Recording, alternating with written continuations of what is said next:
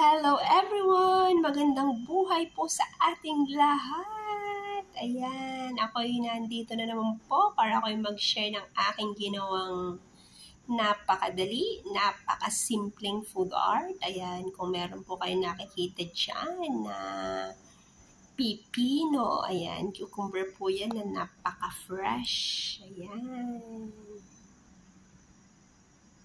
At meron po tayo dyang carrots. Ayan. Na napakaganda ng kulay at napaka-fresh. Ayan. Ginawan po natin na flower. Ayan. Kumain po tayo ng ganitong mga gulay at maganda daw po yan sa ating mga skin. Ayan.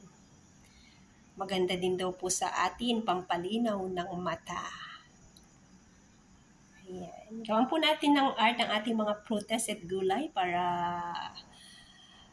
maganda at masarap kainin. Ayan.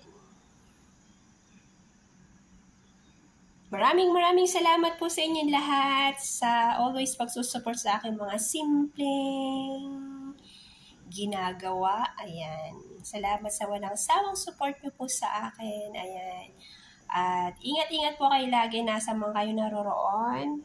At lagi ko pong sinasabi na gawin nyo lang po lagi ang mga bagay na nakakapagpasaya sa inyo sa araw-araw. Kahit simple man po yan, basta masaya po kayo. Keep healthy and happy all the time lang po.